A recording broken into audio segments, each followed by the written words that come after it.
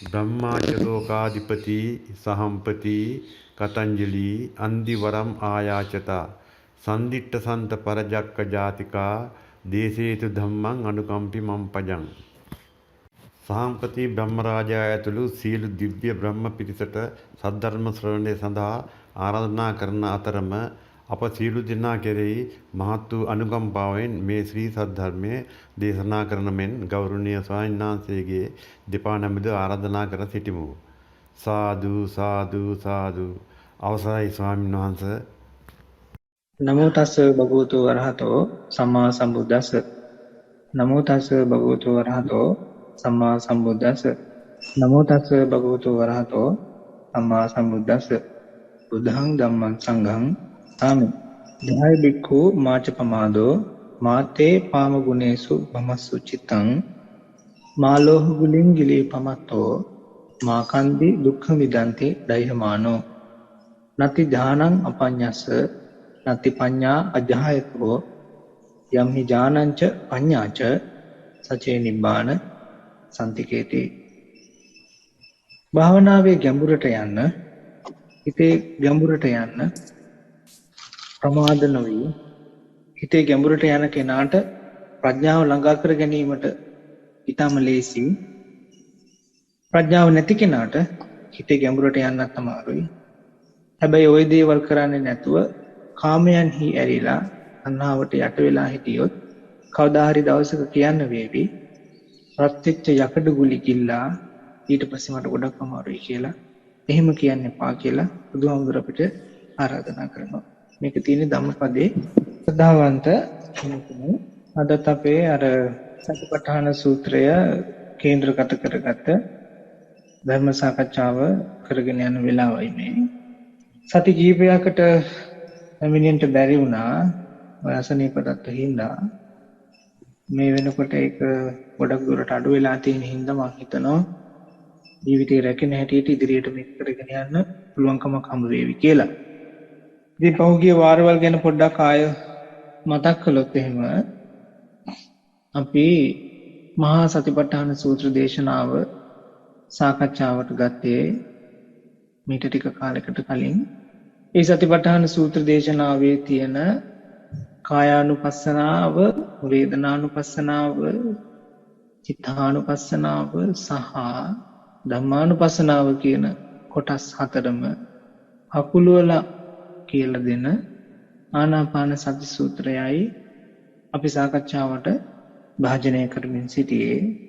මේ දේශනාවෙත් මුලින්ම භාවනාවට එන යෝගාවචරයන්ට තමන්ගේ කමටහනට එහෙම නැතිනම් ආනාපානයට හෝ සිහියට එන්න තියෙන ප්‍රධාන බාධක හැටියට සැලකපු කවුරුත් කතා බහ කරපු කවුරුත් පෙන්වා දුන්න අර හිත දුවන එකත් සද්ද බද්ද වලට හිත යන එකත් කියන දෙකට සාදර වෙන්න මේව හසුරුවා ගන්න ඉගෙන ගත්ත කෙනාට ශරීරයේ බාහිරට හැමිනෙන්න පුළුවන්කමක් හම්බ වෙන විදියත් ඒ ශරීරයේ බාහිරට හැමෙනවා කියන එකේ ඉංගිය ඒ සලකුණු ටික අපිට ලැබෙන්නේ ඔය හැම මතු පිට තියෙන දේවල් යම් තරමකින් හරි දැනෙන්න තේරෙන්න පටන් ගැනීම තුලින් බවත් මතට කියලා දුන්නා. ඒ වුණාම මගේ යෝජනාව උනේ අපේ බලාපොරොත්තුව තිබුණා වුණත් ආස්වාසය සහ ප්‍රාස්වාසයම දකින්න ඕන කියලා. ඒ තැනට නොයා අර සූදි සූත්‍රයේ උගන්වන ආකාරයට හිතට පුළුවන්කම තියෙන්නේ මේ වෙලාවේ ශරීරයේ බාහිර දැනගන්න විතරක් නම් ඒ පුළුවන් දෙයට මනාප වෙන්න කියන ආරාධනාව කළා. ඒත් එක්ක එතනිනුත් නොනවති ශරීරයේ බාහිරින් මුළු ශරීරයම දැනගන්න තාක්කල් කොහොම ඉවසීමෙන් පුහුණුව ඉදිරියට කරගෙන යන්න කියන උපදේශය දුන්නා. එහෙම පුළුවන් වෙන යෝගාවචරයන්ට නිහතමානීත්වයට ශරීරයේ අභ්‍යන්තරයේ තියෙන දේවල් පවා ප්‍රකට වෙන්න ගනීවි. මේ ප්‍රකට වීම අර වේදනාව වගේ දේවල් වලින් තමයි එළියට එන්න වෙන්නේ. ඒ වේදනාවල් වගේ දේවල් දැනෙන්න උනහම අර ශරීරයේ බාහිර තේරිලා බාහිර ඔක්කොම ටික බලලා කරලා එන කෙනෙක්ට නම් හරි පිළිවෙලක් වගේ තේරෙන්නත් පුළුවන්. එයාට දුන්න උපදේශය තමයි මේ වද වේදනාවල් හසුරුවා ගන්නට මොනවද කරන්නේ? ඒ දෙයට සාදර වෙන්න අධිසි තීරණ අරගෙන ඒවා අයින් කරන්නට හෝ ඒක ගැන මෙනෙහි කරන්නට හෝ විස්තර ਵਿਚාරය කරන්නට නොයා උදෙක් බලාගෙන ඉන්න ඉගෙන ගන්නට කියන ඉගැන්වීමයි කළේ. ඊට පස්සේ එතරිනුත් නොනවති තවත් ඉදිරියට ඒ ශරීර අභ්‍යන්තර කූඩුව තුල ඒ ශරීර අභ්‍යන්තරය තුල සිසාරා යන්න පුළුවන් වෙන තරමේ සිහියක් හිතේ තැම්පත්කමක් වගේම ඉවසීමක් හදා ගන්නට කියන උපදේශය දුන්නා.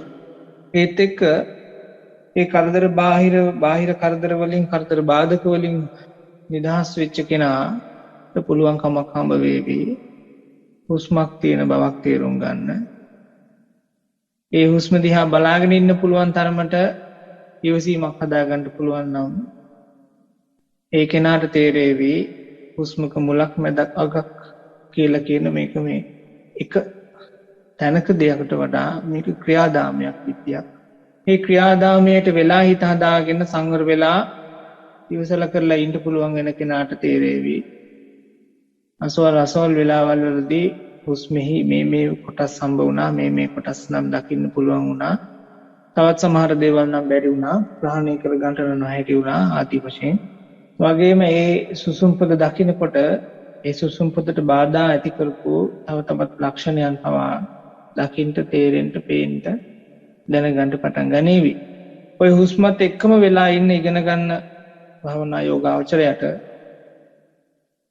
ඒ හුස්මට තව තවත් කිට්ටු වෙන්න සමීප වෙන්න ඒ සුසුම්පදත් එක්ක ශාරීරික ක්‍රියාදාමයන් වගේකුත් සිද්ධ වෙන විදියක් තේරෙන්න ගනීවි. පාලියෙත් ඔක ගැන තියෙන්නේ සබ්බකාය පටිසංවේදී කියන ආකාරයට වගේ වෙන්න ඕන.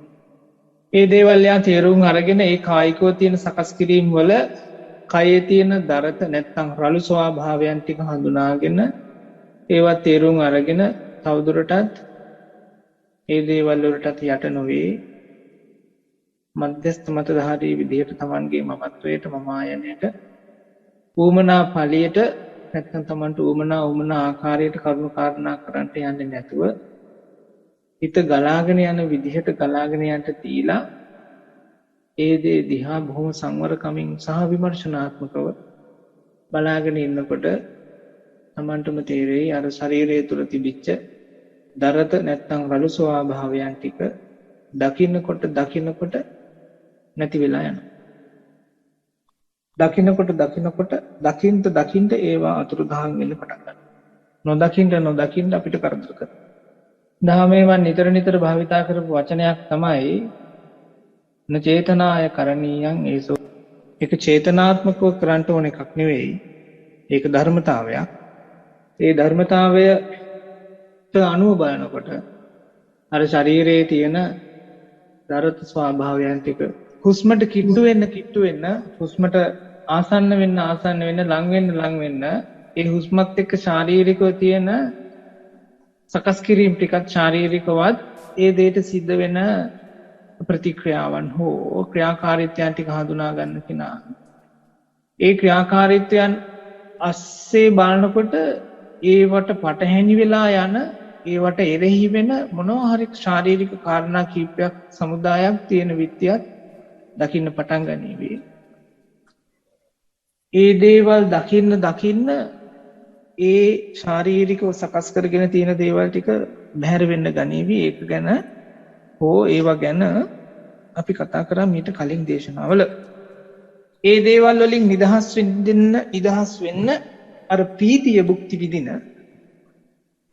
ප්‍රීතිය භුක්ති විඳිමින් ආශාසය සහ ප්‍රාශාසය අත්දකින්න හෙවත් ශරීරයේ තිබිච්ච ඒ සකස් කිරීම වලින් බැහැර වෙලා ඒ සකස් කිරීම නැති ශරීරයක් දැක ආශ්වාස ප්‍රාශ්වාස අත්දකින්න තැනකට භාවනා යෝගියාවපත් වේවි.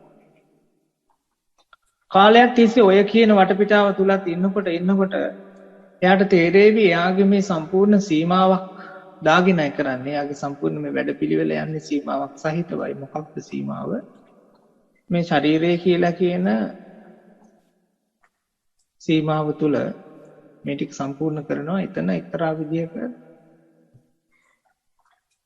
බැම්මක් වගේ දෙයක් තියෙනවා. වද්දෝ මණ්ඩ කියලා කියන්න පුළුවන්. අන්න ඒ වගේ ස්වභාවයක් තේරෙන්න ගනී. ඒක තේරෙන්න එයාට ඒ දෙයිනුත් නිදහස් වෙන්න උවමනාකමක් වගේ තැනකට හිත පැමිණි වේවි. පාලි යෝකාර සුඛපටි සංවේදී කියන ආකාරයට අපිට කියලා දෙනවා.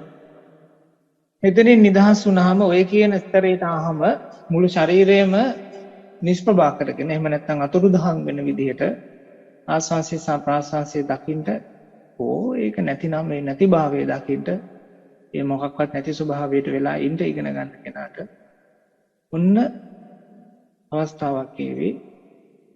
ශරීරයේ සම්පූර්ණයෙන්ම නිෂ්ප්‍රභා වෙලා ගියා කියන සංඥාවත් එක්ක ඒ කියන සංඥාවට වෙලත් ඉන්න පුළුවන් වුණාට පස්සේ එයා ඉගෙන ගනීවි ඔය කියාපු පහුගිය භාවනා අභ්‍යාසයන් හැම එකක්ම කරනකොට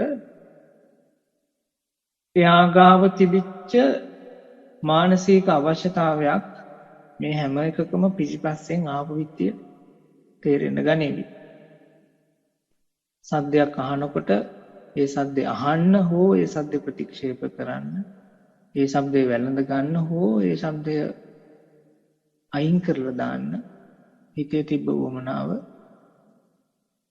සිතවිල්ලක් දැනෙනකොටත් ওই වගේමයි, ශරීරය දැනෙනකොටත් ඒ වගේමයි, වේදනාව දැනෙනකොටත්, ආස්වාසය ප්‍රාස්වාසය දැනෙනකොටත් එහෙමයි, ප්‍රීතිය සුඛය දැනෙනකොටත් එහෙමයි. ඒ හැම තැනකදීම ඔය කියන හැම ආකාරයන් වලදී වගේම ඔය නොකිය ඔය කියපු තැන් වලට වඩා ඔය අභ්‍යන්තරයේ තියෙන තව කොටස් වලට පවා යන තේරුම් ගන්න පුළුවන්කමක් හම්බ වෙවි. ඒ හැම එකකටම යම් කිසි විදිහක මානසික සකස් කිරිල්ලක්, මානසිකව හදාගත්ත එක්තරා ලේබල් එකක් වගේ දෙයක්, එක්තරා උවමනාවක් අරැදිල්ලක් එක්ක මේ දේවල් සිද්ධ කරන්න උත්සාහ වෙලා තියෙන විදිය.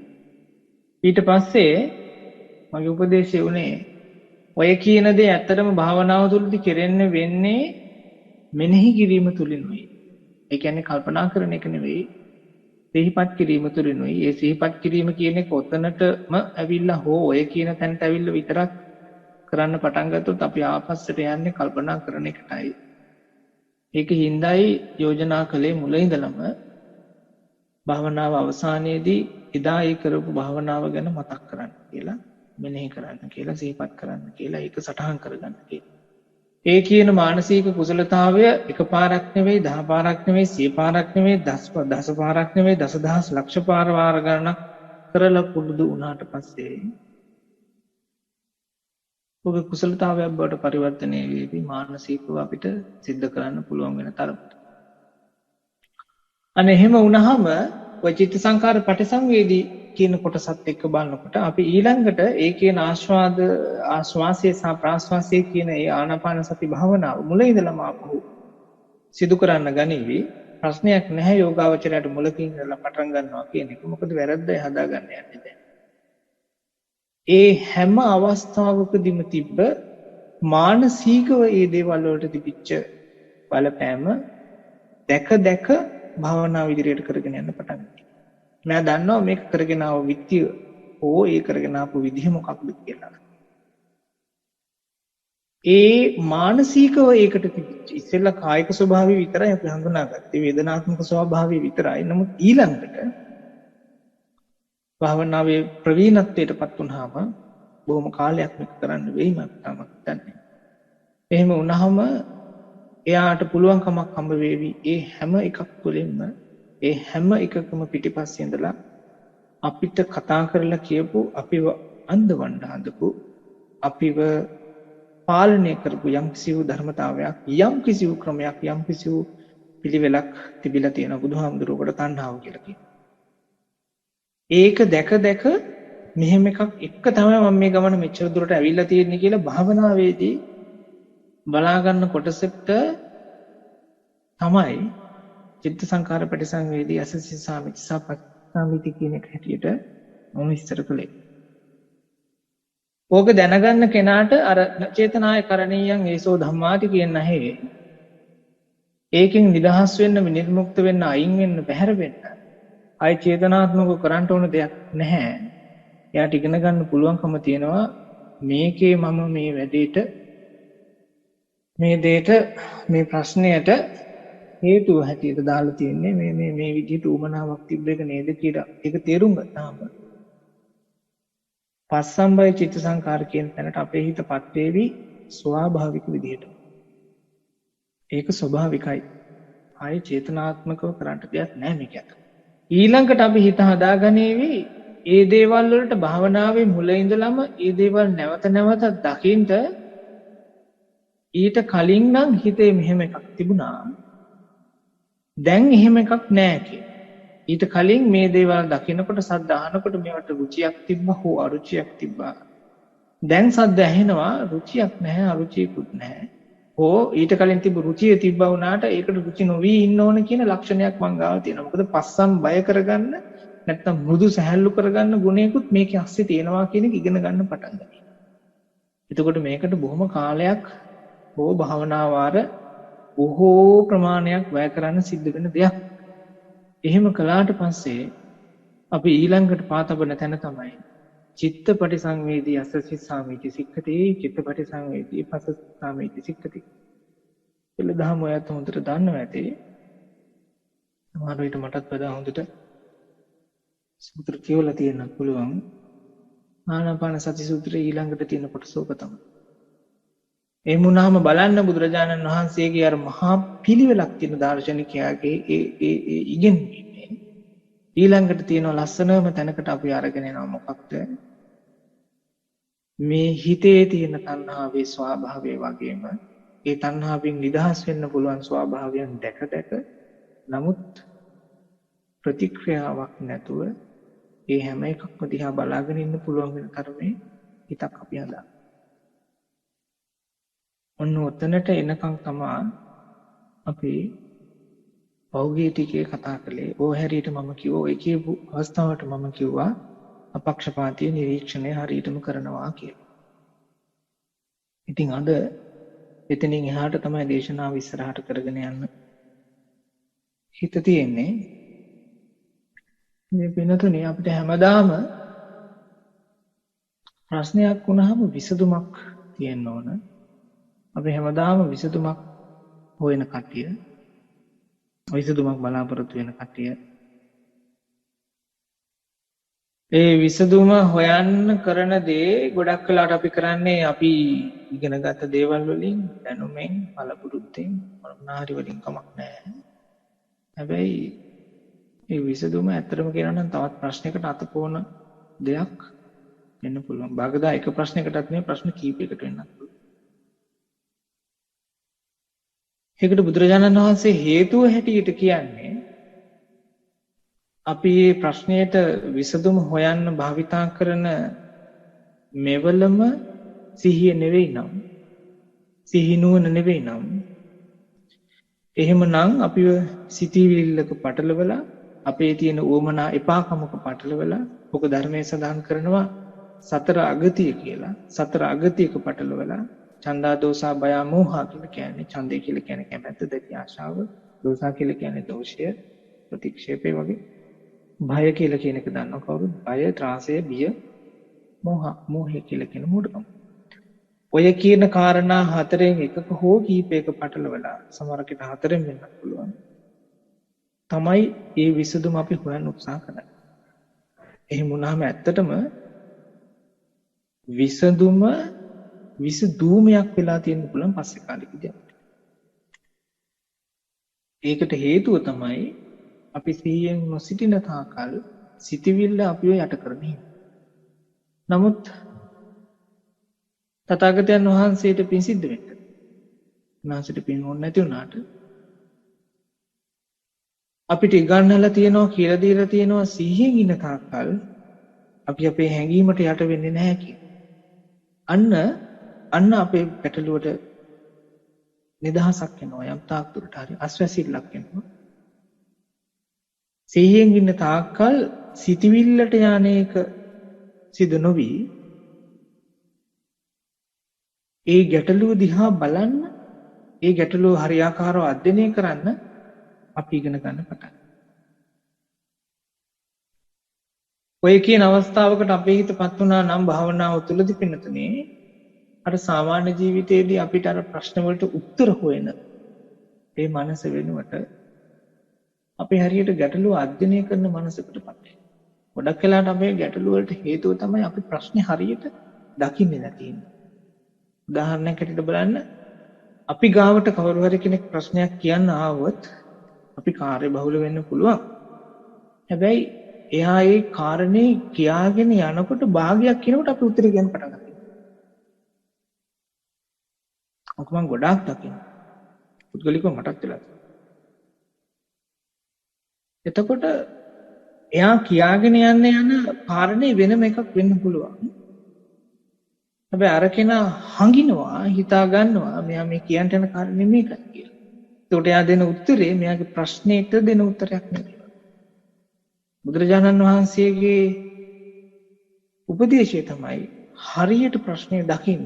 යම්කිසි කෙනෙක් දුක්ඛ සත්‍ය මනාකොට දකිනවා නම් ඒ වෙලාවෙදිම තමයි යාට ඒ දුක හට ගැනීමත් ඒ හට ගන්නට හේතුවත් ඒ දුක නැති කරන්න ඕන අවශ්‍යතාවය වගේම නැති කරන්න ඕන ක්‍රියාදාමය කියලා කියන මේ චතුරාර්ය සත්‍යයෙන් පේන්න පටන් ගන්නවා. අපේ අර ඉක්මන් කම කියන එක අපිව යට කරලා දානවා. ඒක හරියටම අර මුලින් ගාථාවේ කිව්වා වගේ යකඩ ගුලියක් දෙයක් පත් වෙච්ච එකක්. ඉතින් අපි හොයන විසඳුම අපි ඇති කරගන්න විසඳුම අපිව විඩාබර කරනවා. හැම වෙලාවකම වගේ අපිව තවත් ප්‍රශ්නයකට ඇදලා දානවා කියන එක අපිට පේන්න පටන් ගන්න පුළුවන්. ඒත් එක්ක තේරෙන්නත් පුළුවන් විසඳුම් හොයන්නේ නැතුව ඉන්න එක තමයි එහෙනම් විසඳුම වෙන්නත් ඕන කියලා. සමහරක් වෙලාවට ඉංගියට වගේ තේරෙන්නත් පුළුවන්. ඒකයි ගොඩක් වෙලාවට අපි දේවල් තියෙන විදිහට තියෙන්න දීලා ඔහේ ඉන්නේ. ගොඩක් වෙලාවට කට්ටියක් කියනවා ඒක වෙනස් කරන්න ගියාම හරි ප්‍රශ්න වැඩි, තියෙන එක තියෙන්න දුන්නාම ප්‍රශ්නේ විසඳෙනවා. ඔයත් ගාවත් ඒවට උදාහරණ හෝ සාක්ෂි ඇති. නමුත් අපි දන්නේ නැහැ ඔය කියන විසඳුම් හොයන එක නතර කරනකොටම ලැබෙන විසඳුමක් කියන එක. එහෙම නැත්නම් විසඳුම තමයි විසඳුම හොයන්නේ නැතුව ඉන්න එක. කියන එක අපි කොහොමද ඉගෙන ගන්න කියලා අපි දන්නේ නැහැ. අන්න ඒක උගන්වන්නටයි පින්නතුනි බුදුරජාණන් වහන්සේ අපිට දේශනා කරන්නේ අර සාරාංශකේ කල්පලක්ෂයක් කියන මහා කාලයක් පාරමිතා පුරලා පුරුදු කරලා අපිට උගන්වන්නේ චිත්තපටි සංවේදී අසසී සාමීති සික්කති කියන ඔය තැන ඉගෙන ගන්න කියලා. මොකද මෙතනදී මෙයා හරියට අර සෙල්ලම් කරන පිට්ටනියක් උඩ ඉන්න රසිකයෙක්. ඒ සෙල්ලම් කරන අය දිහා බලාගෙන ඉන්නා වගේ දෙපැත්තේ අය මෙයා හොඳට බලාගෙන ඉඳිවි. ඒ පැත්තක් ගන්නේ නැති නිරීක්ෂණයක් කරන කෙනෙක් නම් මෙයා මේ පැත්ත දඟලන්නේ කොහොමද, අර පැත්ත දඟලන්නේ කොහොමද, මේ පැත්ත ඒගොල්ලන්ගේ කණ්ඩායම දිනවන්න දඟලන්නේ හෝ උත්සාහ කරන්නේ කොහොමද, අනිත් පැත්ත අනිත් කණ්ඩායම දිනවන්න හෝ දඟලන්නේ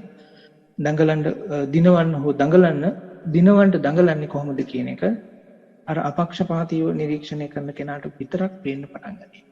හැබැයි පක්ෂපාතී වෙච්ච ගමන් එයා පැත්තක් ගන්න. ආපහු වැටෙනවා මුලට. ඉතින් භාවනාව තුළදී තමයි පින්නතුනේ ඔය කියන චිත්තපටි සංවේදී කියන කොටසට අපිට එන්න පුළුවන් වුණොත් විතරයි පුළුවන්කමක් හම්බ වෙන්නේ මේ ජීවිතේ ගැටලුවට තියෙන ප්‍රශ්නේ හරියට ගැටලුව දිහා බලන එක, හරියට ඒ ගැටලුව අධ්‍යයනය කරන එක කියන එක අපි ඉගෙන ගන්න. මම දන්නවා මේක කියන්න පුළුවන්, මේක අහලා තියෙන්නත් පුළුවන්. ඒ වුණාට ප්‍රායෝගිකව මේක सिद्ध කරන විදිය හෝ ඒක කරන විදිහ අපි දන්නවනම් හොයත්තොත් මමත් අද මෙතන නැහැ. අපි හැමෝම rahat වෙලා හිටව. අපි හැමෝම නිවන් දැකලා හිටව. ඒ දේ ඉගෙන ගන්නටයි බුදුරජාණන් වහන්සේ අපිට මේ දේශනාව කරලා දෙන්නේ, මේ දේශනාව කියලා දෙන්නේ. ඒකයි මම උන්වහන්සේට මේ තරම්ම ගෞරව කරන්නේ. මේ තරම්ම කැමති වෙන්නේ. මේ මුළු ලෝකේම ඉන්න අය එක පැත්තකට හැරිලා කිව්වත් බුදුහාමුදුරුවෝ කියපු එක බොරුවක්. ඔබ විශ්වාස කරන්න එපා කියලා ඇත්තටම මම සතුටු නැහැ ඒක පිළිගන්න. මොකද උන්වහන්සේගේ ක්‍රමේ ඒ තරම්ම සාර්ථකයි සහ පිළිවෙලයි. අපිට පුළුවන්කමක් හම්බ වුණොත් ඔය කියන මට්ටම් ටික ඔය කියන ස්තරයන් ටික භාවනාවේදී දියුණු කරලා මේ කියන අවස්ථාවක් දකින්න ඒ පින්නතුනේ අපි පුරුදු කරගන්නේ අර භාවනාවේදී කියලා දෙන සතිපට්ඨාන සූත්‍ර විශේෂයෙන්ම කියන අර අජ්ජත් හැටියට නැත්නම් අභ්‍යන්තරිකව මේ තණ්හාව අපිව මේ උගුලේ පටලවන්නේ කොහොමද කියන එකයි මේ ඉගෙන. මෙතන එතකොට වෙන ගාන්ධර්වෙක් හෝ මළගිය පෙරේතකාරයෙක් හෝ මළගිය ඥාතියෙක් හෝ වෙන ප්‍රේත කවුරු හරි මාරයෙක් හරි අපෙක් හරි එහෙම කවුරුවත් නැහැ. අපි අපේම තියෙන ඕමනා එපාකම් හැරෙන්න. මේකට දෙස් දෙවල් තියන්න වෙන කෙනෙකුත් නැහැ. අපි අපේ තියෙන ඕමනා එපාකම් හැරෙන්න. අනේකයි බුදුරජාණන් වහන්සේ අපිට කියලා දෙන්නේ ලෝකේ අවසානයට යන්නේ නැතුව මේක කරන්නත් බෑ. නමුත් ලෝකේ අවසානයට ගිහිල්ලා බෑ. මේ ලෝකේ අවසානය තමයි අපේ මේ තියෙන ශරීර කූඩුව. ඒකට මේක ඇතුළට වෙලා මේක ඇතුලේ තියෙන මේ අරුමය පුදුමය ඉගෙන ගන්න. මේ තියෙන ක්‍රියාදාමය ක්‍රියාකාරීත්වය ඉගෙන ගන්න. තමයි අපි සතිපට්ඨානය පුරුදු කරන්නේ.